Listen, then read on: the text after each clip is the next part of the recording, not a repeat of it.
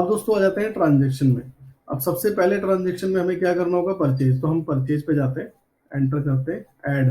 आपको कोई भी नया बिल ऐड करना है तो आप ऐड पे ही जाएंगे। तो मैंने जैसे कि यहाँ पे ऐड किया और उसके बाद कौन सी डेट में जो है मेरे पास वो परचेज आई है। अब सपोज कि आज जो है 11 हो गई है, तो हमने 1/11 और जो भी वाउचर नंबर हमारे पास आया है वो हमने मेंशन किया। अब यहाँ पे दोस्तों ये इंपॉर्टेंट है, अब आप यहाँ पे चाहते हैं कि ऑटोमेटिक आइटम के अंदर जो टैक्स है वो लगे, तो आप यहाँ पे आइटम ले सकते हैं।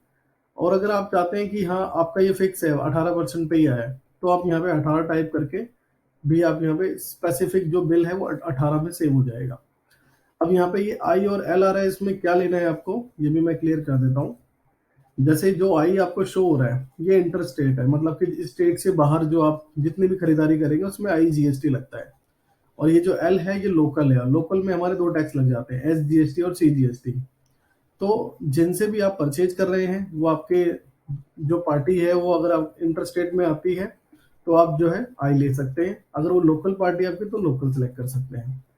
उसके बाद मैंने इसको एंटर किया और मटेरियल सेंटर मेरा मेन स्टोर इनपुट गुड्स है और यहाँ पे आइटम मैंने सिलेक्शन कर लिया। अब आइटम मेरे को कितने, मैंने 12 पीस खरीदे 1500 रुपए के हिसाब से। अब देखिए इस पे जो है आइटम वाइज टैक्स लग गया और उसके बाद ऐसे ही मैं कंटिन्यूसली सारे आइटम्स को ऐड करता रहूंगा। अब दोस्तों ये आइटम जो है मेरे से एक्स्ट्रा यहाँ पे आ गया और मैं इसे डिलीट करना चाहता हूँ, तो आप यहाँ पे F9 प्रेस करेंगे, F9 से यहाँ पे डिलीट होता है। अगर आप कहीं पे कुछ बोलते हैं तो यहाँ नीचे जो कीज देख रहे हैं आप, इसके F2, तो यहाँ पे है F9 डिलीट लाइन, तो आप यहाँ पे देख के दोबारा से याद कर सकते हैं। उसके बाद बिल को सेव करना है तो F2 भी कर सकते हैं या सेव पे क्लिक कर सकते हैं।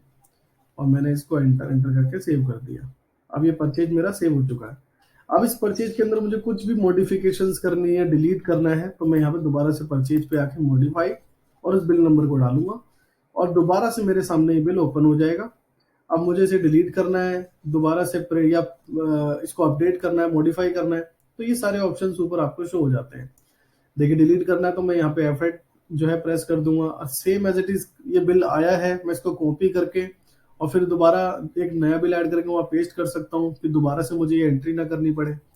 प्रिंट लेना है मुझे, मेल करना है, कैंसिल करना है, तो ये सारे ऑप्शंस मेरे पास आ चुके हैं, तो मैं उस पर एक्शंस ले सकता हूँ। और लिस्ट में जितनी भी आपने परचेज चढ़ाई होगी वो सारी लिस्ट आप यहीं देख सकते हैं डेट वाइज।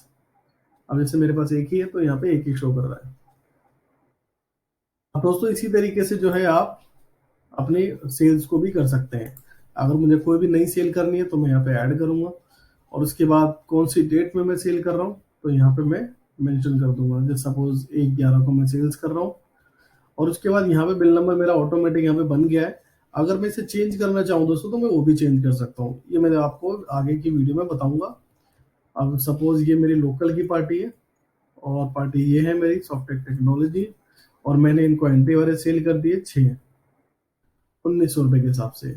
तो देखिए दोस्तों यहाँ पे मैंने रेट का सिलेक्शन नहीं किया, जब मैंने आइटम मास्टर को बनाया तो वहीं पे मैंने रेट डिफाइन कर दिया कि मुझे कितने में बेचना है और कितने में मुझे आता है। तो ये हो गया। अगर दोस्तों मैं इस पर कुछ एक्स्ट्रा चार्जेस लेना चाहता हूँ तो यहाँ पे बिल सेंट्री में मैं आऊंगा। आप बिल सेंट्री में आने के लिए आप माउस का भी यूज कर सकते हैं या टैब का बटन यूज कर सकते हैं। उसके बाद सपोज यहाँ पे मैं इनको कोई डिस्काउंट देना चाहता हूँ तो मैंने डिस्काउंट कर दिया। अब मेरे पे दोनों ऑप्शन है कि मैं इन्हें परसेंटेज में भी दे सकता हूँ और अमाउंट में भी।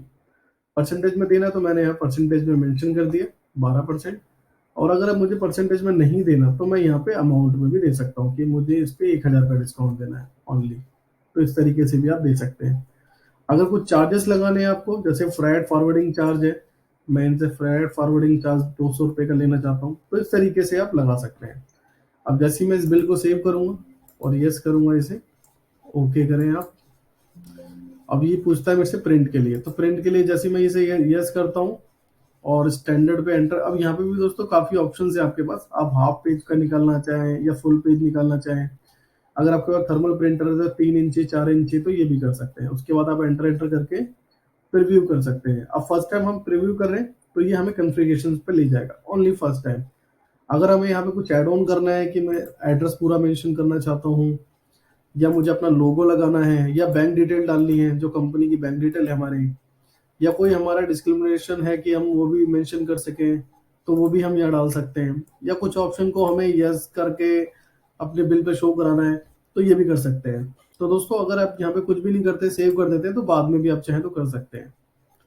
अब जैसे ही मैंने इसको प्रीव्यू के लिए किया, अब देखिए बिल लोड हो गया मेरा, जो कि सिंपल बिल है एकदम, कोई इसमें कंफ्यूजन नहीं है। अब मुझे कुछ भी चीजें चाहिए होंगी तो मैं वहां पे ऑन ऑन कर सकता हूँ जाके। अब मैं इसको क्लोज करता हूँ।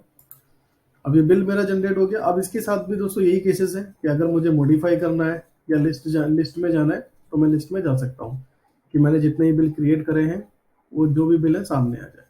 तो देखिए सामने आ गया, टोटल चेक क्वांटिटी हमने सेल की। वैल्यू चाहते हैं तो इनको हम वैल्यू भी यहाँ पे वैल्यू जो है शो करा सकते हैं, तो हमें टोटल भी शो हो जाएगा। मॉडिफाई करना है मॉडिफाई भी कर सकते हैं। अब इसी तरीके से दोस्तों जो सेटिंग्स आप देख रहे हैं, आप इसके लिए जाएंगे एडमिनिस्ट्रेटर में, कॉन्फ़िगरेशन में। अब ये है वाउचर सीरीज की कॉन्फ़िगरेशंस, जो अभी आप बिल नंबर देख रहे थे। अब इस पे आप जाएंगे और प्लस पे क्लिक करके अभी मेन सेट है वाउचर नंबर। अब आप वहां पे ये देख पा रहे होंगे कि पहले ईयरली है, इस तरीके से जो है स्पेसिफिक हो रखे हैं। अगर आप अपने अकॉर्डिंग चाहते हैं तो इसको ऑटोमेटिक करके आप अपने अकॉर्डिंग कर सकते हैं, ईयरली बेसिस चेंज हो, और ये आपको रिक्वायर्ड है या नहीं है। आप इसकी जगह कुछ और लिखना चाहो तो वो भी कर सकते हो, तो यहाँ से आप चेंज कर सकते हो। अभी मैं इसे क्विट कर देता हूँ। उसके बाद जो इनवॉइस में आप देख रहे थे चेंजेस हम कर रहे थे, तो उसके लिए आपको इनवॉइस डॉक्यूमेंट में आना है और स्टैंडर्ड पे क्लिक कर देना है और एंटर करना है सेल्स इनवॉइस पे। दोबारा से आपके सामने सेटिंग आ जाएगी, आपको लोगो लगाना है, आपको बैंक डिटेल डालनी है, या कोई ऑप्शन इनेबल डिसेबल करना है तो कर सकते हैं। इन सब में कुछ भी करते हैं आप, उसके बाद आप इसको सेव जरूर करें, तभी आपको इफेक्ट दिखेगा।